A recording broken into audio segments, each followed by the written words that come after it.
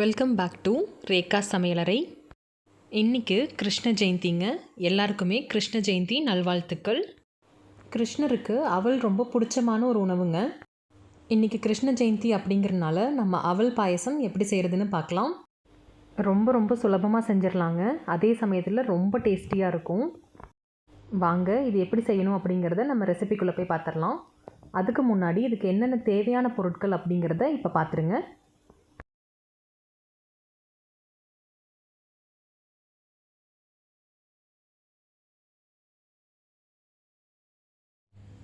அவல் பாயசம் செய்ய அடுப்பை பற்ற வச்சு நல்லா குழியான ஒரு வடை சட்டியோ இல்லாட்டி இந்த மாதிரி ஒரு பாத்திரமோ வச்சுக்கோங்க. இதில் 2 டேபிள் ஸ்பூன் அளவுக்கு நெய் ஊற்றிக்கோங்க. நெய் நல்லா காஞ்ச உடனே 10 முந்திரி பருப்பை 2 உடைச்சி வச்சுருக்கேங்க. அதை உள்ளே சேர்த்திக்கலாம். முந்திரி நல்லா வறுபட்டுருச்சு. இதை நம்ம இப்போ வெளியே எடுத்துடலாம்.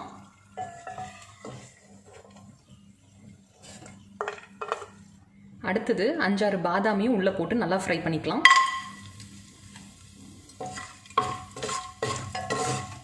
இதுவும் நல்லா வறுபட்டுருச்சு. இதையும் நம்ம இப்போ வெளியே எடுத்துடலாம்.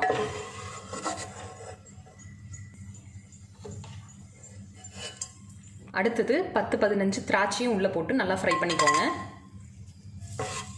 இந்த 3ஐயுமே நம்ம தனித்தனியாக தான் ஃப்ரை பண்ணிக்கணும். ஏன்னா திராட்சை எல்லாம் சீக்கிரமாக வறுபட்டுரும். முந்திரி பாதாம் அதெல்லாம் கொஞ்சம் டைம் எடுக்கும். அதனால் பொறுமையாக தனித்தனியாக வறுத்து எடுத்துருங்க. இப்போ திராட்சையும் நல்லா வறுபட்டுருச்சு. இதையும் நம்ம வெளியே எடுத்துடலாம். அடுத்தது இதே நெய்யில் நம்ம 100 கிராம் அளவுக்கு அவல் சேர்த்திக்கலாம். அவல் லைட்டாக கலர் மாறுற வரைக்கும் இதை நல்லா ஃப்ரை பண்ணிடுங்க.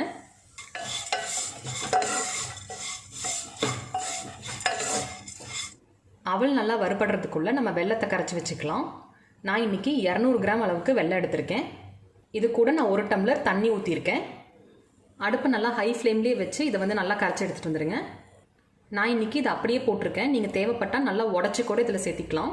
அந்த மாதிரி பண்ணும்போது சீக்கிரமாக வெல்லம் கரைஞ்சிரும். இதை நான் இன்னொரு அடுப்பில் இப்போ வைக்க போகிறேன். அவல் நல்லா வறுபட்டுருச்சு. அடுத்தது நம்ம இதில் 1/2 லிட்டர் அளவுக்கு கெட்டியான பால் சேர்த்திக்கலாம்.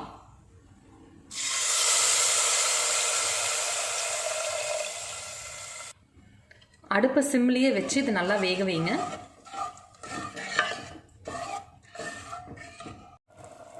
அவல் நல்லா வெந்துருச்சுங்க.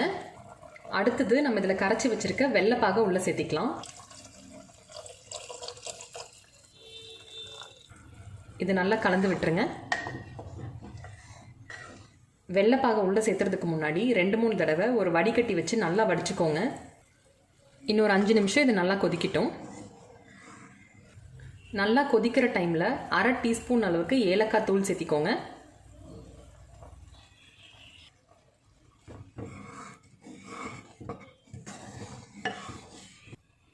அடுப்பை சிம்லேயே வச்சு 5லிருந்து 10 நிமிஷம் வரைக்கும் இதை நல்லா கொதிக்க வச்சுக்கலாம். இன்றைக்கி நான் யூஸ் பண்ணியிருக்கிற அளவு சர்க்கரை எனக்கு சரியாக இருக்குங்க. உங்களுக்கு 10 அப்படின்னு நினச்சிங்கன்னா உங்களுக்கு எவ்வளோ தேவையோ அந்த அளவுக்கு நீங்கள் போட்டுக்கோங்க. 10 நிமிஷமாக இது நல்லா வெந்துருச்சு. அடுத்தது நான் இதில் 200 ml அளவுக்கு தேங்காய் பால் சேர்த்திக்க போகிறேங்க. நல்லா கெட்டியான தேங்காய் பாலாக சேர்த்திக்கோங்க.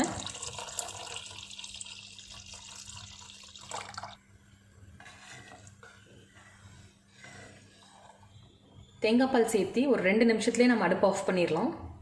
ரொம்ப நேரம் கொதிக்க விட்டோம்னா தேங்காய் பால் திரிஞ்சு போயிடும். இந்த மாதிரி லைட்டாக கொதி வரும்போதே நம்ம வறுத்து வச்சுருக்க முந்திரி திராட்சை பாதாம் அதையெல்லாம் உள்ளே சேர்த்திடலாம். இதை ஒரு தடவை நல்லா கலந்து விட்டுட்டு அடுப்பை ஆஃப் பண்ணி விட்டுருங்க.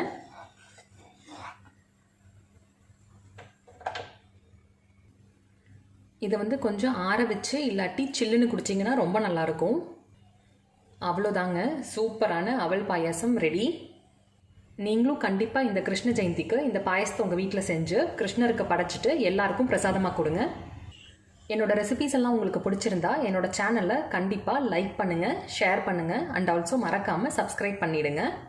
அப்படியே பக்கத்தில் இருக்க பெல் ஐக்கனையும் கிளிக் பண்ணி அதில் ஆளுங்கிற பட்டன் அமுத்திடுங்க. அப்போ தான் நான் போடுற வீடியோஸோட நோட்டிஃபிகேஷன்ஸ் உங்களுக்கு வரும்.